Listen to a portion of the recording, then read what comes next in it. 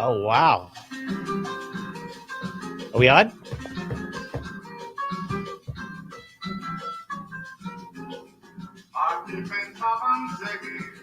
Grant Miller here, Miami Community Newspapers.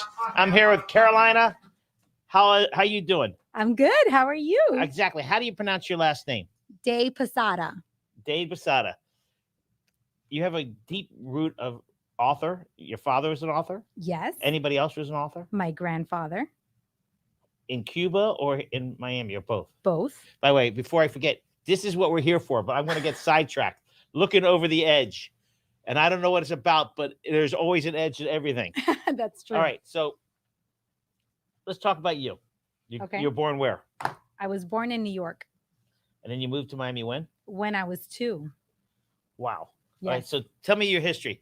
Preschool, elementary, middle school, high school, college, and a degree after that. Oh, God. So it's actually very few stories there because I did Conchita Espinosa is where I went from 1st to 8th grade. Then I went to Lourdes from 9 to 12. Then I went to Florida State. Wait, your parents let you leave Miami? Oh, that was a feat that I made to be able to leave Miami. My mother did not want me to go away. My father supported me more. He was more liberal, but my mother was not happy about it at all. So you went to Lourdes? I went to Lourdes. All right, 1974. I'm talking about me. Oh, okay. I hadn't been born yet. A girl named Gail invites me to a party at Lourdes. Where did you go to school? Palmetto. I go, oh my God, all girls school. What a home run. So I go to the school and it's a dance party. All the girls are dancing over there. But to get to the girls, you had to go by. This is in the 70s. The grandmas were interlocking grip. Like, you ain't going nowhere. Yes. I go, holy cow. Yes. Yeah, so I know Lourdes very well. When I told my mother that I wanted to go to Florida State, she said to me, I did not raise you to be this independent. All right, so you went to Florida State. Yes. Then you graduated, and then what did you do? I came back to Miami, and I spent a year traveling with my father all over the world. And then why were you traveling with him? So he was a motivational speaker also, and I wanted to take a year and live that life with him. We went to... Was it his motivating speech? Were they in English? Were they in Spanish? Both. He was a bilingual, global, international speaker. Where did he learn English? Here. So when he came from Cuba in 1959, you told me? Correct. He was 13 years old. He learned English. He learned English. Good enough to go on tour around the country. Oh, yeah. He spoke... He was a psychologist. He had a PhD in hypnosis. And he was a primarily Spanish speaker, and he worked in Puerto Rico. For years, he studied in Puerto Rico and went to high school in Puerto Rico and college in Puerto Rico. And then he was a TV personality over there. And then he came to the United States. You know, we had Don Francisco here a couple weeks ago. Oh, nice. Yeah, speak about. Yeah, you have a lot of important people here. Do you know that his first language was Hebrew? Really? His second language is Yiddish. Third language was German. Fourth was Spanish. Then he learned English. His father was a Holocaust survivor. Just FYI. That's fascinating. Okay, so let's get back to you and your dad. So he came to the United States and realized that there was an opportunity to speak in the English market. He had an accent, and that impeded him for a while. He was a little self-conscious about it, and eventually he overcame that and became a best-selling author in English and a speaker. He even spoke at TED. Wow. Yeah. This is when it was hard to get on it. He didn't speak at TEDx. He spoke at TED. Yeah. The actual. Yeah, but back then it was very hard. Absolutely. His speech has, like 4 million views or something. Okay. More. Got a question. Who was your favorite teacher in elementary school? Go. Mrs. Palmer. Epiphany. Not Epiphany. I didn't go to Epiphany. Lourdes. Sister Regina. Isn't that crazy that you can't remember yesterday, but you can remember your favorite teachers? Yeah, isn't that crazy? And I hadn't thought about that in a long time. Why did I say Sister Regina? I love Sister Regina, love her. But my favorite teacher, I have to say, is Miss Heffernan. Heffernn. Yes. Wow. I loved Miss Heffernan. I love Sister Regina too. She was very instrumental in All my right. life. So after you finished FSU, how many years did it take you to graduate? Usually people go to FSU take 5 or 6 years. 4 years. Okay, just And that's not true. People that go to Florida State don't take 5 or 6 years. Anybody who's on the extra long program takes 5 to 6 years. I did it in 4. okay. Just want to make sure. Okay, then you traveled for a year, and then you decided to go to law school. I did. And UM Law. Who was your favorite teacher? Professor Alfieri. Wow. Okay, then after that, what did you go to work? Did you practice law? What? I went straight into the public defender's office. And who was the public Who was the public defender? Was Bloomer? no. Oh my God. His name escapes me right now. Okay. It's not Carlos Martinez. It was the one that preceded Before him. him. He had been the public defender for 30-something years. All right. So how many years were you there? I was there until I had my first child. My last day at the public defender's office was my due date with my first child. Okay. So you have, how many children do you have? 3. And ages? 13, 10, and 8. And where do they go to school? The oldest one goes to Miami Art Studio, which is a magnet program, theater program. And the 2 younger go to the Sobey Charter School. Sobey, where's that one? Somerset Academy Bay. It used to be Pinewood Acres. Pinewood Acres. That's where I went to preschool. You went to Pinewood Acres? Come on. I love that I went to Pinewood Acres, Kendall Methodist, Howard Drive, Palmetto Junior, Palmetto Senior, Miami-Dade, FIU. I think that whole thing was in a 3-mile radius. I really admire that you're such a Miami enthusiast. There's nowhere else in the world. Let's use Bird Road. Bird Road from 37th all the way to 137th. Okay. There is every type of nationality steakhouse. American steakhouse, Cuban steakhouse, Nicaraguan, Colombian, Honduran, right? You go up and down. Yes. It's like, where in the world do you have that? Nowhere. It's true. I use Bird Road. I just love Bird Road. It's so deep in history. It's true. And you lived on the edge. You really lived on next to Belen. You grew up next to Belen, right? I grew up next to Belen. What was that address? It was on 132nd and First Terrace. So 40 years ago, 35 years ago, right? I was there when I was 2 until that was no man's land. Yeah. Because Belen, as you remember, was downtown. And when they knocked it down or moved out there, people go, nobody's going to go there. Right. They're wrong. Absolutely. And right next to it was Conchita. Right. Which is how I ended up in that school, because it was right next door to my house. And that neighborhood was built by my grandfather. So your grandfather was a builder. My grandfather was an attorney who became a real estate developer. Wow. So you can tell your son that if he doesn't want to be an attorney, he could become a real estate developer. That maybe that will happen. All right. So let's talk about, you're interesting, but Thank you. But more interesting is your grandfather's book. Yeah, that's really interesting. I'm very proud of that. Forget your dad. This is nothing. So this book, tell about this book. This is before its time. Oh, absolutely. That book is priceless. It's actually in museums now. So talk about this. So that book was written by my grandfather, Joaquin De Posada. And it was written when he came from Cuba in 1959. They wanted to create a system by where Cubans could find each other. So I call this the Cuban Facebook before technology. He wrote that book on a typewriter, worked tirelessly day and night to locate Cubans all over the world, everywhere from Indiana to Texas to New York to Washington, D.C., and here in Miami. What is crazy is you read this and they say where the relatives are. Right, because that we were uniting this was families. When did he write this? Well, that one that you're holding, he wrote in 1988. Everybody says, it's the Cuban population just started taking off then. No, he had been writing that book for years. But when the influx of Cubans, as you know, has changed Miami, and now the new immigrants are changing. Every time there's a new influx of immigrants, Miami gets better and better and better. And the Cubans, when they came in the 60s, Miami was a dead little old town. Absolutely. So you in his book you got. So what he would do is that he would locate He's still around. I love this guy. Cubans. I love him. Who's that? Demetrius Perez. Oh, I don't even know him. You don't know? No. He owns all the Lincoln Marti schools. Oh, nice. Former City Miami So attorney. I'm sure you know. I'm sure you know because of your community newspaper. Those were my grandfather's sponsors. Right. I That's love why that. they had those big pages. Why don't you show those so people could see what it looked like? Were you born? What year were you born? I was born in 1979. Yeah. So this is really incredible. So I used to sit next to my grandfather with his typewriter. He would sit in his garage because he worked from his garage, and he would sit with his typewriter, and I would sit next to him.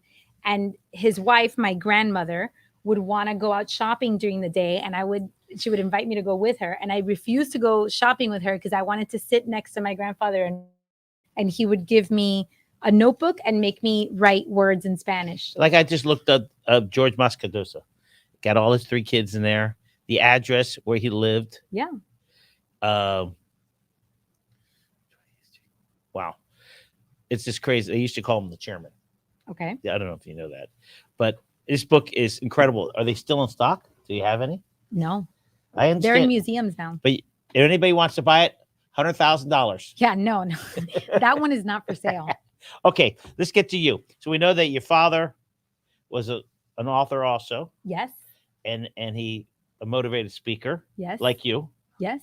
So you follow the footsteps. Was he an attorney also? I did. No, he wasn't. Okay. My So- grandfather was an attorney. All right, looking over the edge. First of all, you got 3 kids, I do. and your husband's name is Carlos. No, it's not. What is his? You know what my husband's name is. It's Orlando. I'm teasing with you. This book, looking over it. So let's get to the book. What is it all about? So it's a true story about an experience my family had on a mountain. We were driving up in North Carolina, Asheville, North Carolina, when we encountered an unexpected snowstorm and we lost control of our car. And before you know it, we were skidding At toward 4:36 p.m. at 4:36 p.m. We were skidding toward the edge of the mountain. We were saved by a small patch of grass. And we eventually, after being stranded for hours looking over the edge of that mountain, Wait, your car was over the edge. Yeah. We had to abandon the car and hike up to safety about 3 miles with our 3 little kids who at the time We were little. I mean, they were 4, 6, 3, 5, and 7, something like that. You know, the title of the book is about what happened, Right. but well, I didn't know until you told me about it. I was thinking about life. Because it's so analogous to life. How do you say that again? Analogous to Ana- life. It is. I mean, we're all and any time you can look over the edge. Absolutely. Well, that's really what the book is about. The book, the story that we tell is about our family. But the book, the lessons in the book are not about our family. The lessons are about life, about everything that we go through. How many times are we faced with difficult situations? How often are we faced with moments where we feel like we are looking over the edge of our lives? So tell us about the day that Orlando walked through the door of the cabin and he collapsed. He thought he was having a heart attack. Was the day that was the big moment. We had when he walked through that door, we had just climbed 3 miles with bags of luggage. We were, imagine this. With the kids. Imagine this. It was an unexpected snowstorm. We had no GPS. It was pitch black. Wait, it was New Year's Who doesn't Eve. have a GPS? In the mountains, the They don't GPS work. doesn't work. Oh, okay. Yeah. It was New Year's Eve. My oldest son had a broken leg at the time. We were climbing up, and we had all of our groceries in Wait, when the in a car, bag. I mean, this right after the car, before the car or after? No, that was after the accident. And you went there for vacation. We did. And how long? Spontaneous vacation. How long was the vacation? 3 or 4 days. And after the car, looking over the edge, The next day we went home. you went home. That was the last day And of what the city vacation. was it? Where was the city? It was Asheville, North Carolina. So, but the book is really, you have other parts in this book that are deeper. Well, what it is that when I returned from that trip, I started to look back, and this is something that we should all do in our lives, is look back at the events that lead us up to defining moments. And looking back, I was able to connect the dots and find all these synchronicities, all this magic in the trip, all these moments that led us to tap into our resilience and hike up that mountain. And it was a scary experience, but what we got from it was magical. So, yeah, it was beautiful. Okay, now that it's over, do you flip out and say, God, how did we do that? Yes. And but let's talk about magical, because you reach down deep in your soul and say, we have to survive. Right. Right. I remember, so in the story, my son had been wanting snow, my oldest, and we had gone to Asheville because it doesn't snow. So the whole trip is like, it's going to snow on New Year's Eve. It's going to snow on New Year's Eve. It's going to snow on New Year's Eve. Well, it turns out on New Year's Eve, it started snowing. We ended up almost dying because of that snowstorm, but it did end up snowing. So when we're at the edge, hiking up, and we finally found our house, my husband turns around and says, what city was it in? Because Asheville has little suburbs. Well, we were in Black Mountain. Okay. So my husband turns around and says, no one's ever going to believe what we went through. Like, no one is going to, you could tell the story, but no one's ever going to really know how scary this was.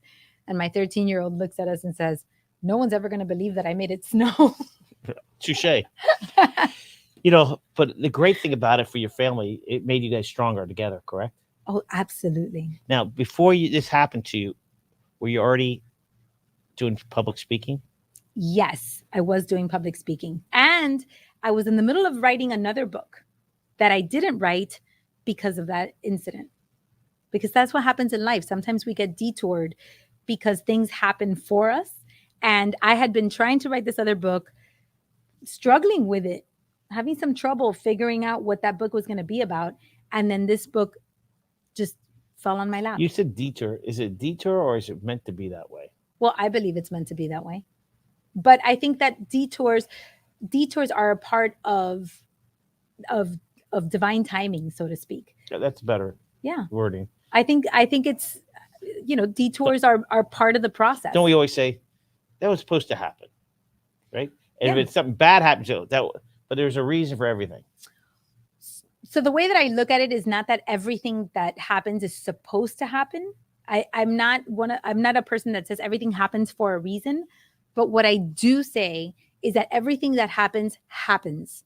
And once it happens, it is our responsibility to shift our perspective and look at it in our favor. There's a movie, Clint Eastwood. He used the saying, adapt, improvise, overcome.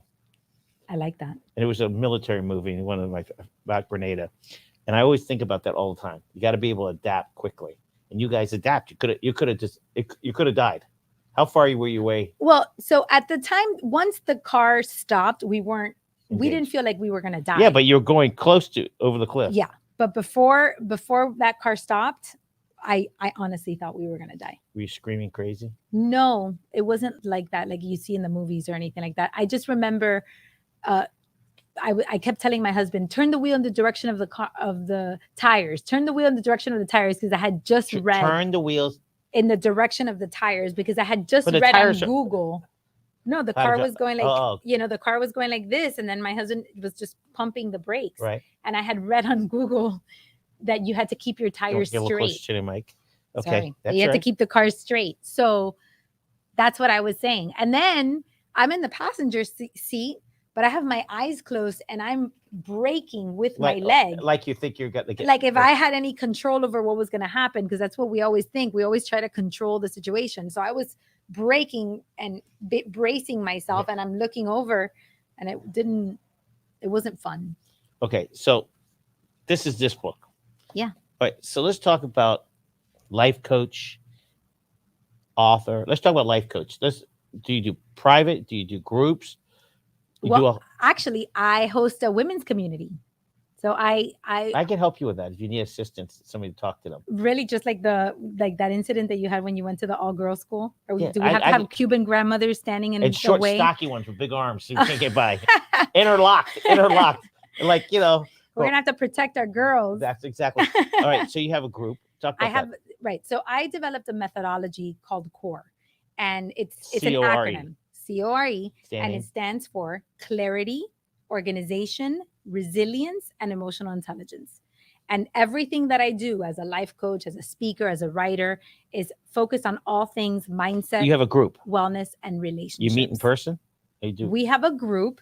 There are, we meet virtually. We have in-person events, but it is a virtual community and it's a hosted platform Right.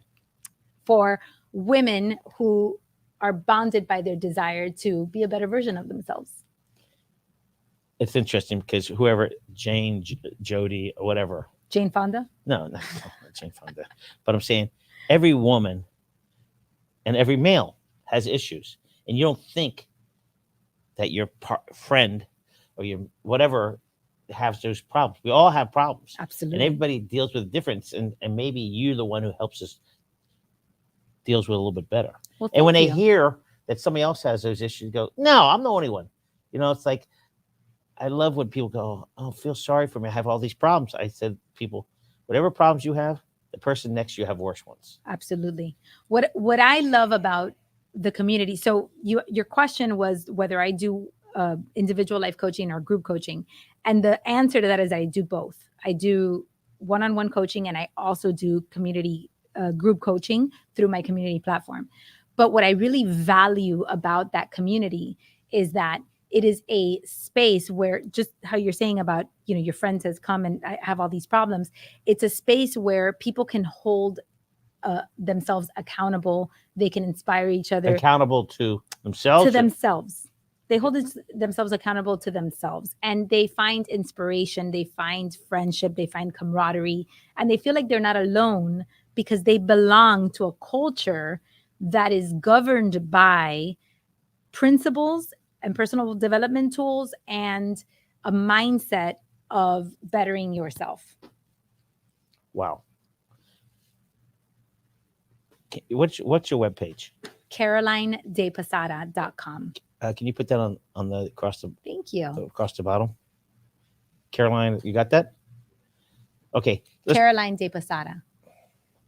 But while he's fixing the cameras, your father wrote a few books. You want to talk about? Yeah, sure. The Marshmallow.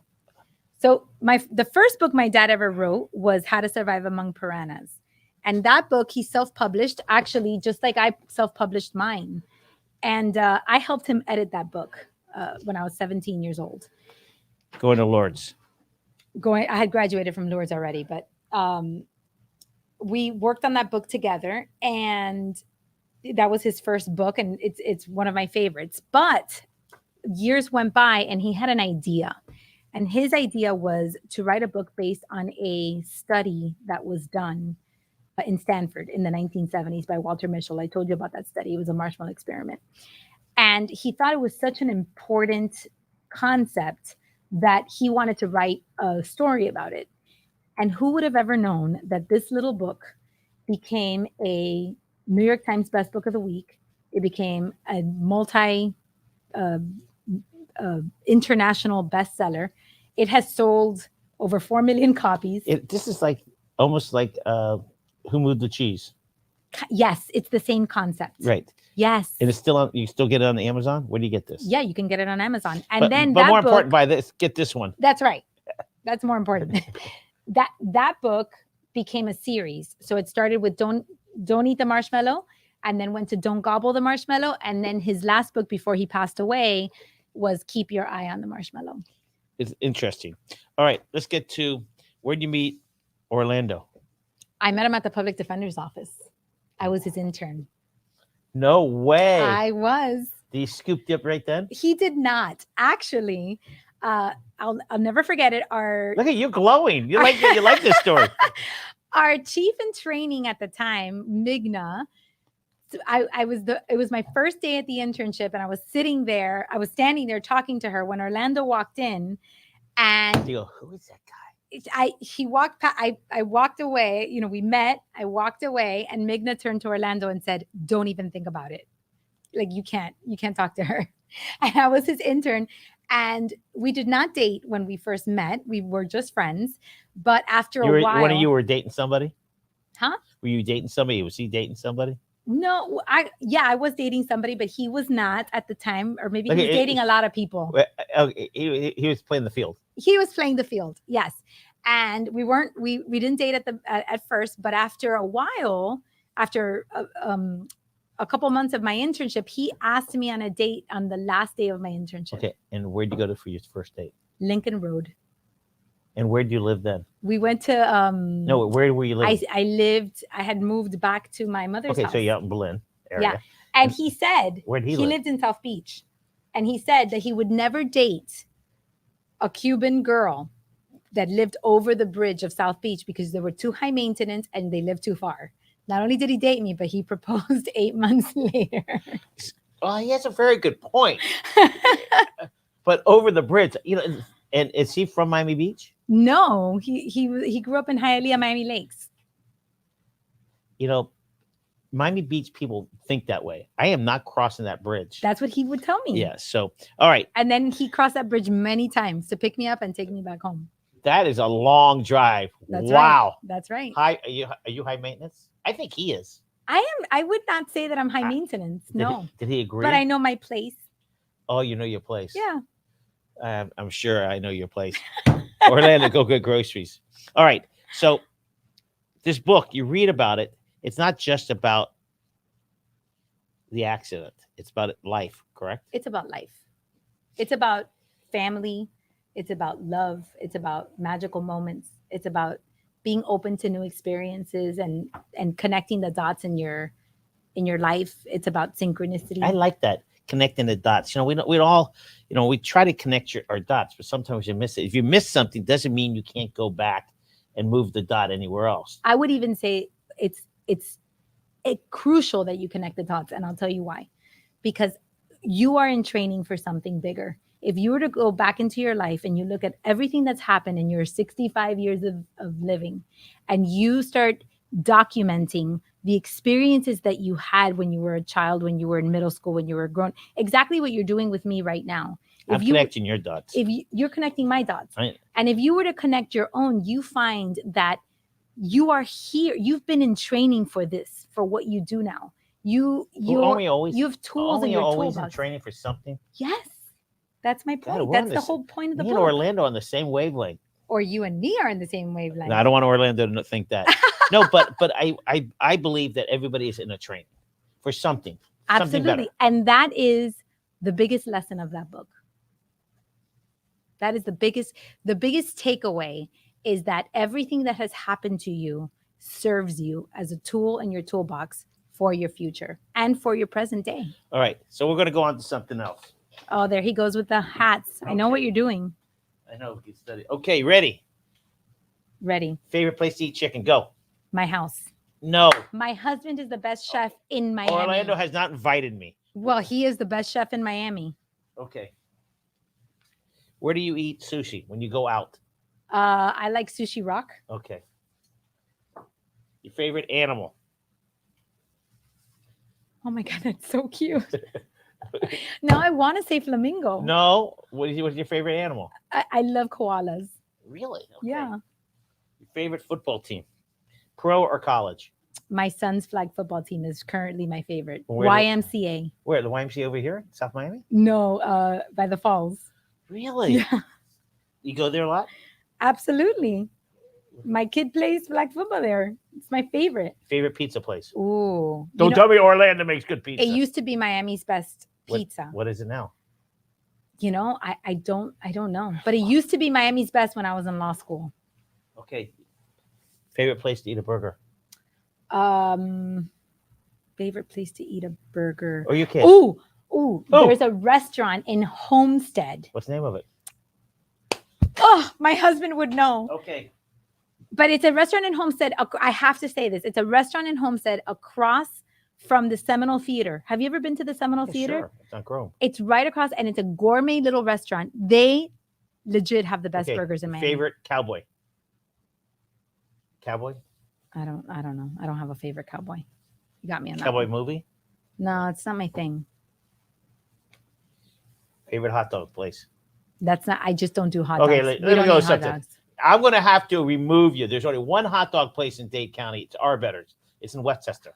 You know, Oh my God, people have been talking to me about that and one. when you go there, you tell them, you say, I want a Grant Miller hot dog. I got a hot dog named after me. No way. Okay, I'm gonna take my kids. Superhero.